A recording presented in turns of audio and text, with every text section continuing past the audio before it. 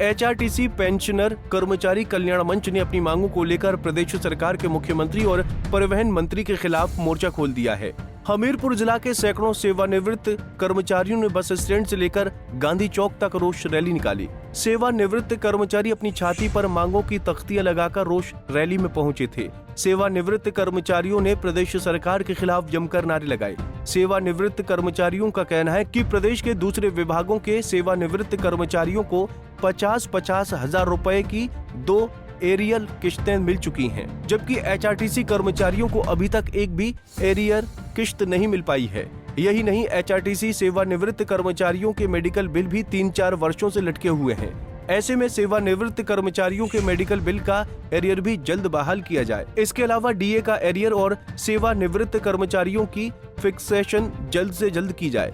HRTC के driver कंडक्टरों की इंक्रीमेंट जो कि 20 साल तक मिलती है, वो अभी तक पेंडिंग चल रही है। उन्हें जल्द से जल्द निगम कर्मचारियों को दिया जाए। सेवानिवृत्त कर्मचारियों ने रोष रैली के बाद डीसी हमीरपुर अमरजीत सिंह के माध्यम से प्रदेश के मुख्यमंत्री को अपनी मांगों को लेकर एक ज्ञापन सौंपा है।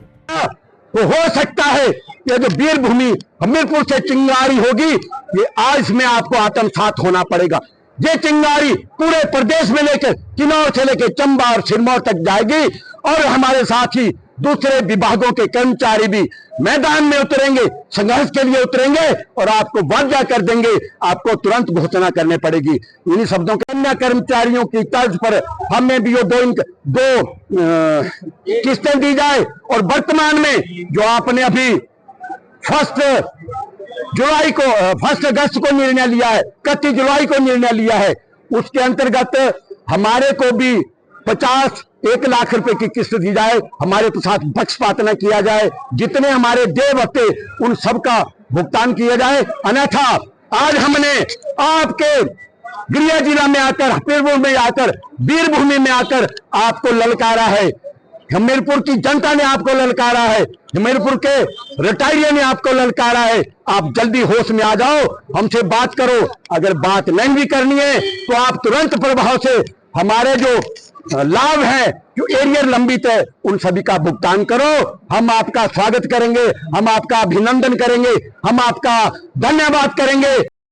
हमारा जनवरी 2016 से समस्त भुगतान लंबित पड़े हैं और अभी तक 8 वर्ष का कार्यकाल हो गया है।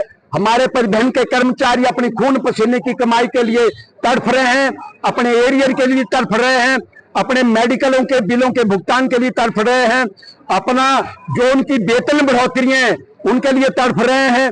गंभीर अवस्था में हमारे परिवहन के कर्मचारी है, कोई हार्ट का पेशेंट है, कोई टांग से चल नहीं पा रहा है।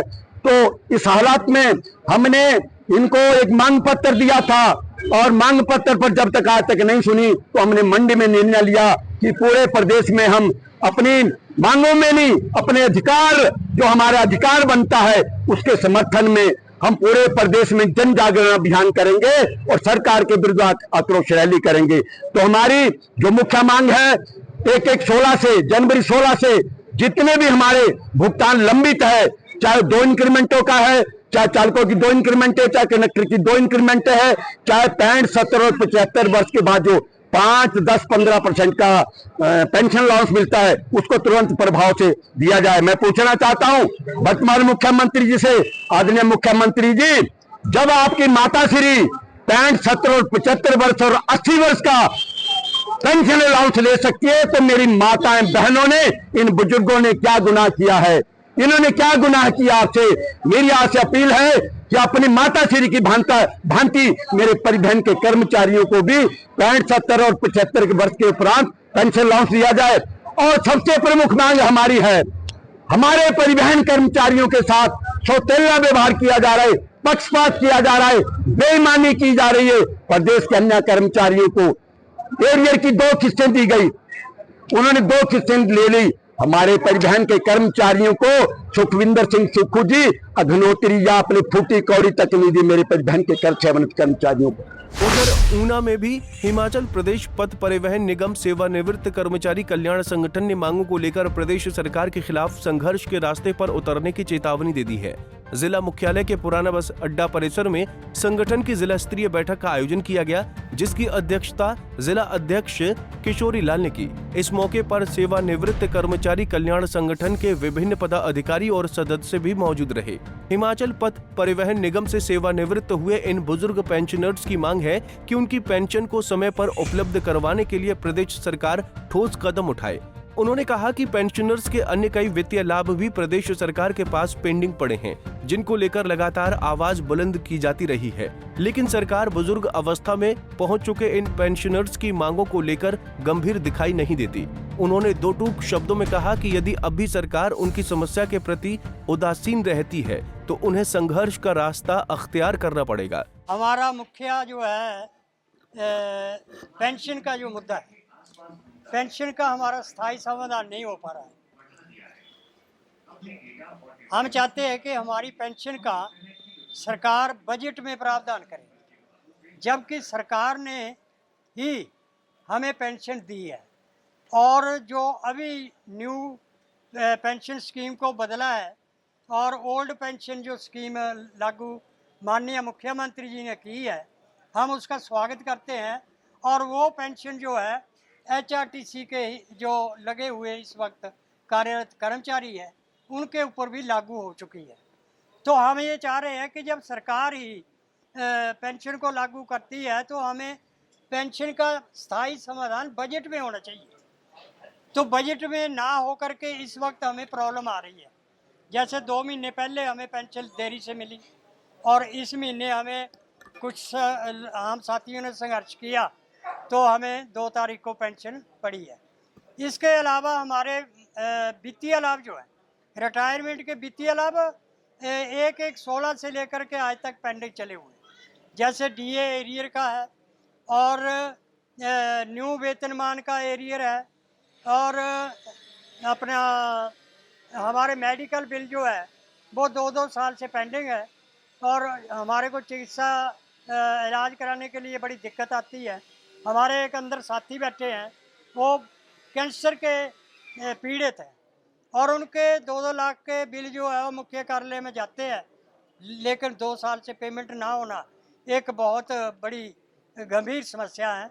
तो हम ये चाहते हैं कि सरकार को हमारी तरफ ध्यान देना चाहिए, जबकि हमने पूरे 35 साल 36 साल 40 साल तक इस HRTC के अंदर सेवाएं दी है और इस HRTC को ऐसे स्तर पर था बनाया हुआ कि आज वो हालत नहीं है जो हमारे टाइम पर थी।